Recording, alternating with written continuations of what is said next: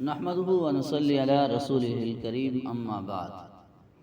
الحمدللہ ہمارے اس ختم نبوت کورس کے 4 سبق مکمل ہو چکے ہیں اور آج ہمارا 5واں سبق ہے۔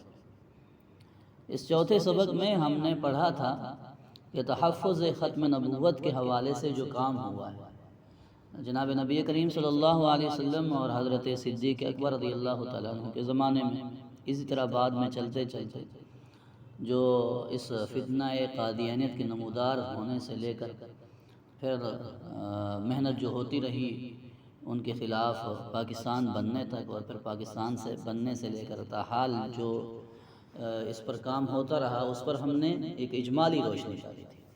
اور آج اس سبق کے اندر ہم پڑھیں گے جو اسی عقیدہ ختم نبوت کے متعلق ایک اہم نقطہ ہے، اور یہ قادیانی جو ہیں وہ اس کو بڑا اچھالتے ہیں، تو ہم اس پر گفتگو کریں گے، اور وہ ہے حیات عیسیٰ علیہ السلام۔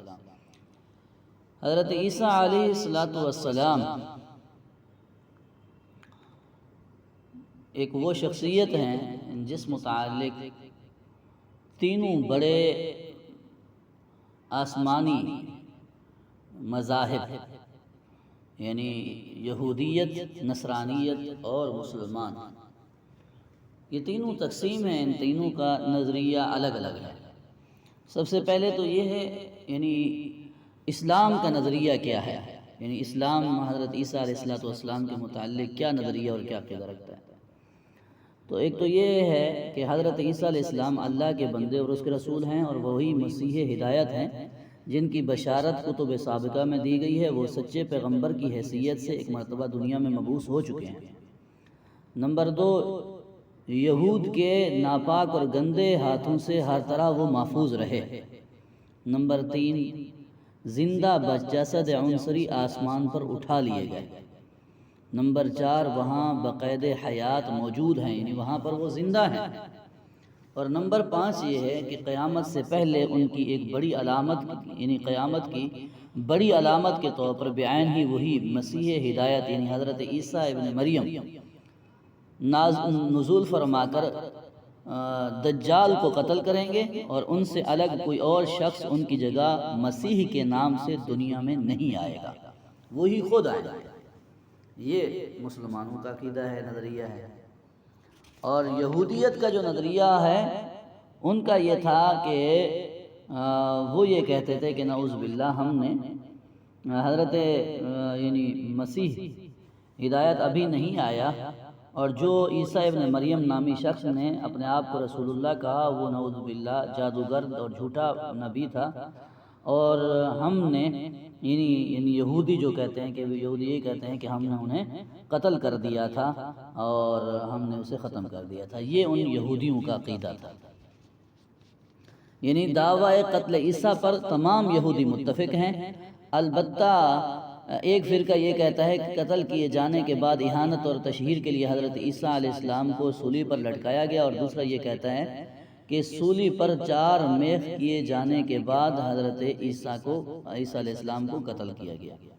ٹھیک ہے، تو یہ بہرحال ان کے اپنے تفرد ہیں، یعنی اپنا اختلاف ہے، وہ الگ بات ہے، لیکن یہودیوں کا نظریہ یہ ہے کہ وہ یہ کہتے ہیں کہ مسیح ہدایت ابھی تک نہیں آیا، وہ جو آیا تھا یعنی جس نے دعویٰ کیا تھا مسیح ہونے کا وہ غلط آدمی تھے، تو اس لیے ہم نے اس کو قتل کر دیا۔ عیسائیت کا کیا نظریہ ہے حضرت عیسیٰ علیہ السلام کے متعلق؟ ایک بڑا فرقہ یہ کہتا ہے کہ ان کو یہود نے قتل کیا، صلیب پر چڑھایا، پھر اللہ نے انہیں زندہ کر کے آسمان پر اٹھا لیا، اور صلیب پر چڑھایا جانے والا عیسائیوں کے گناہوں کا کفارہ بن گیا۔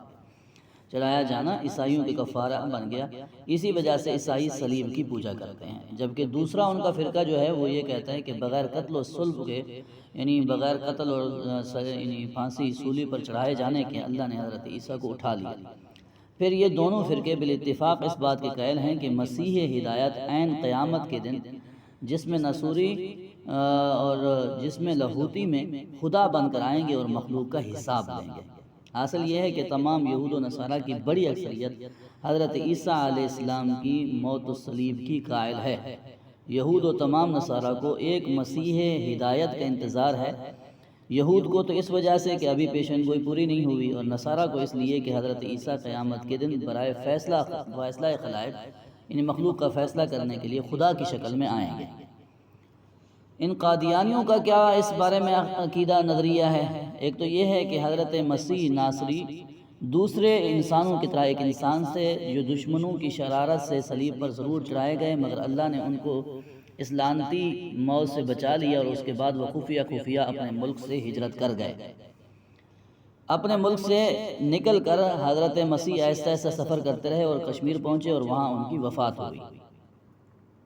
کوئی فرد بشر اس جسم عنصری کے ساتھ آسمان پر نہیں جا سکتا، اس لیے مسیح زندہ آسمان پر چلے جانے کا خیال بھی باطل ہے۔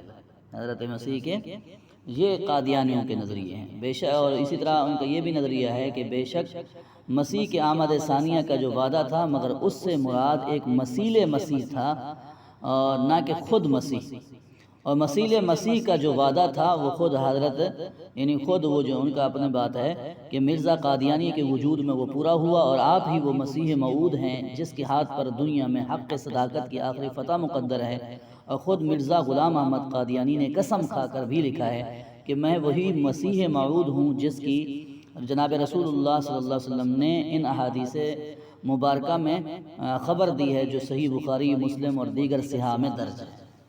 یہ ان کی یعنی ان قادیانیوں کا نظریہ ہے۔ اب سوال یہ ہے کہ انہیں حضرت عیسیٰ علیہ السلام کی اس طرح یعنی ان مرزائیوں کو کیا دلچسپی ہے حیات عیسیٰ سے؟ ان کا کیا مسئلہ ہے؟ انہیں کیا پڑا ہوا ہے حضرت عیسیٰ علیہ السلام کے ساتھ؟ انہیں کیا لینا دینا؟ تو جواب یہ ہے کہ دیکھیے، پہلے تو یہ خود مرزا غلام احمد قادیانی بھی حیات عیسیٰ کا قائل تھا۔ قرآن مجید کی آیت سے وہ حضرت مسیح کی علیہ السلام کی حیات پر استدلال بھی کرتا تھا۔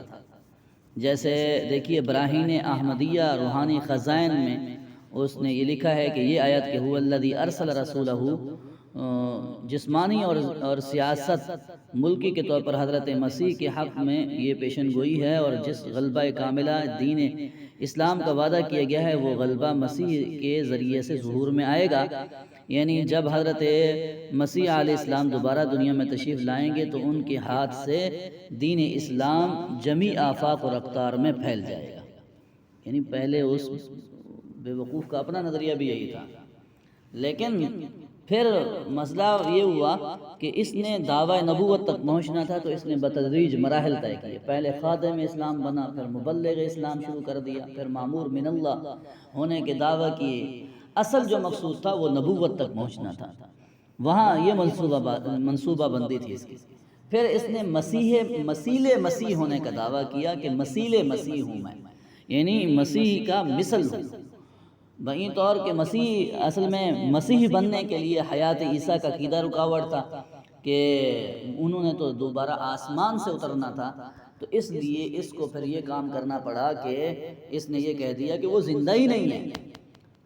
جب زندہ نہیں ہے تو میں اب اس کی مثیل بن کر آیا ہوں، اس لیے کہ اگر حضرت عیسیٰ علیہ السلام کو یہ زندہ مانتا ہے اور پھر اس نے آنا تھا تو اس نے تو دمشق کے اس جامع مسجد کے مشرقی مینارے پر اترنا تھا، یہی اس کے لیے مسئلہ بنا ہوا تھا۔